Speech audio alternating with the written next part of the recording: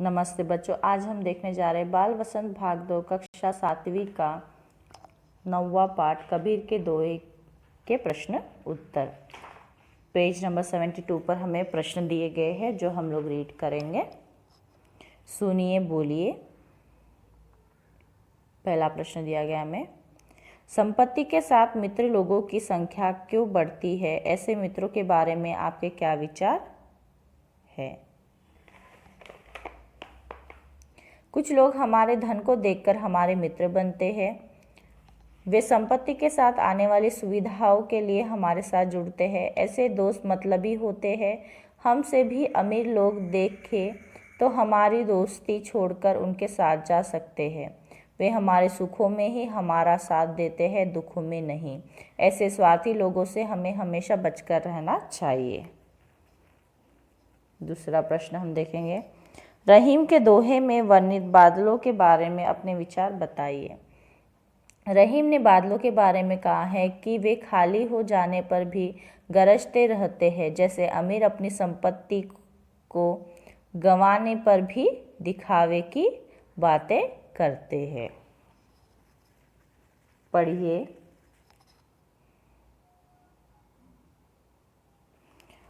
पाठ में दिए गए दोहों की कोई पंक्ति कथन है और कोई कथन को प्रमाणित करने वाला उदाहरण। दोनों प्रकार की पंक्तियों को पहचान कर अलग अलग लिखिए।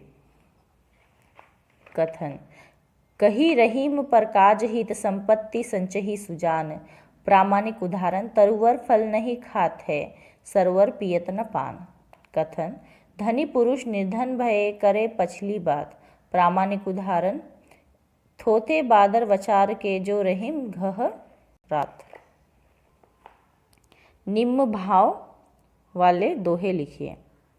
क, संपत्ति में बहुत सारे मित्र मिल जाते हैं, लेकिन विपत्ति में साथ देने वाले ही सच्चे मित्र हैं। दोहा, कही रही मन संपत्ति सगे, बनत बहुत बहुवृत। विपत्ति कसौटी जे कसे, ते ही साँचे मित। ख, जिस प्रकार वृक्ष फल नहीं खाते, सरोवर पानी नहीं पीते, उसी तरह परमार्थ के लिए सज्जन संपत्ति का संचय करते हैं। दोहा है, तरुवर फल नहीं खाते हैं, सरवर पियत न पान। कही रहीम पर काज हित, संपत्ति संचयी सुजान। लिखिए। रहीम के अनुसार सच्चा मित्र कौन है? रहीम कहते हैं कि संपत्ति के होने पर कई लोग कई तरह से हमारे अपने बनकर साथ आते हैं, माने हमारे बहुत मित्र बन जाते हैं, लेकिन मुसीबतें उनकी परीक्षा लेती है। जो विपत्ति में भी हमारे साथ ही रहते हैं, वे ही हमारे सच्चे मित्र होते हैं। रहीम ने शरीर की क्या विशेषता बताई है? कवि कहते हैं कि धरती जिस प्रकार से गर्मी, सर्दी व वर्षा सभी ऋतुओं को सहती है, वैसे ही मनुष्य के शरीर को भी जीवन में प्राप्त सुख और दुख को समान रूप से सहने की शक्ति रखनी चाहिए। तीसरा प्रश्न, रहीम ने क्वार के मास में गरजने वाले बादलों की तुलना ऐसे निर्धन व्यक्तियों से क्यों की है, जो पहले कभी धनी थे और बीती बातों को बताकर दूसरों को प्रभावित करना चाहते हैं? दोहे के आधार पर आप सावन के बरसने और गरजने वाले बादलों के विषय में क्या कहना चाहेंगे? कवि कहते हैं कि जिस प्रकार अश्विन महीने में बादल गरजते हैं, अर्थात उमड़ते हैं, लेकिन बरसते नहीं हैं क्योंकि वे खोखले होते हैं, जबकि सावन महीने के बादल बरसते हैं, उसी प्रकार धनी अमीर व्यक्ति निर्धन गरीब होने पर भी अमीरी की ही बातें करते हैं, क्योंकि वह अमीर होने का दिखावा बना रखना चाहते हैं। उसके बाद हम लोग शब्द भंडार देखेंगे। पर्याय शब्दों के संदर्भ में बेमेल शब्द चुनकर लिखिए।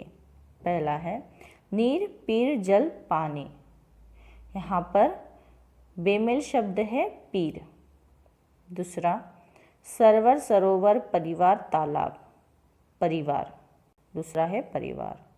थर्ड, मीत, रीत, मित्र, दोस्त। तीसरा है रीत। चौथा तरु अरु पेड़ वृक्ष। चौथा है अरु। ठीक है बच्चों, उसके बाद हम लोग पेज नंबर 73 पर देखेंगे। सृजनात्मक अभिव्यक्ति। पाठ के दोहों के आधार पर सूक्तियाँ बनाइए। ठीक है बच्चों, यहाँ पर क्या करना है, सूक्तियाँ बनाना है। जैसे हम लिख सकते हैं, पहला, संपन्न को सभी मित्र, मछली का मोह जल से, साधु होते पर काज हित, दानी सावन का मेह, गरजता बादल बरसता नहीं, देह धरती से सहनशीली। उसके बाद है प्रशंसा।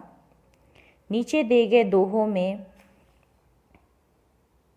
बताई गई सच्चाइयों को यदि हम अपने जीवन में उतार ले तो क्या लाभ होंगे, सोचिए और लिखिए।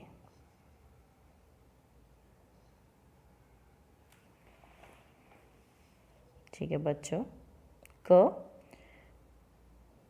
तरुवर फल डैश संचही सुजान, ख धरती की सी डैश यह देह। तो इसे पूरा करना है हमें। देखिए, तरुवर फल नहीं खाते हैं सरवर पियत न पान, कही रहीम प्रकाज हित, संपत्ति सची है सुजान। इस दोहे में कवि ने परोपकारी बनने की सीख दी है। अगर हर कोई अपने जीवन में परोपकार का गुण अपनाए तो समाज का कल्याण होगा। धरती किसी रीत है शीत घाम और मेह, जैसी परे सो सही रहे त्यों रहीम यह देह। इस दोहे से कवि ने हमें सहनशील बनने की सीख दी है। अगर हम कवि का कहना अपनी जिंदगी में अपनाएंगे तो सुख दुखों को समान रूप से स्वीकार करेंगे। इससे हम अपने जीवन में सफल होंगे। भाषा की बात। निम्न के शब्दों के प्रचलित हिंदी रूप लिखिए। जैसे परे, पड़े, रे, डे। विपत्ति, विपत्ति। बादर, बादल। परे, बड़े। मछली, मछरी, मछली। शीत, शीत। उसके बाद हम देखेंगे, नीचे दिए गए उदाहरण पढ़िए। क बनत बहुत बहुरीत, ख जाल परे जल जात बही। उपयुक्त उदाहरणों की पहली पंक्ति में ब का प्रयोग कई बार किया गया है और दूसरी में ज का प्रयोग। इस प्रकार बार बार एक ध्वनि के आने से भाषा की सुंदरता बढ़ जाती है। वाक्य रचना की इस विशेषता के अन्य उदाहरण खोजकर लिखिए। जैसे हम लिख सकते हैं, धीरे धीरे मना धीरे सब कुछ होए। दूसरा, करत करत अभ्यासते जड़मति होत सुजान। ठीक है बच्चों, तो यहाँ पर आपके इस लेसन के क्वेश्चन आंसर्स फिनिश होते हैं। मैं आशा करती हूँ आपको यह क्वेश्चन आंसर्स अच्छी तरीके से समझ में आगे होंगे। धन्यवाद।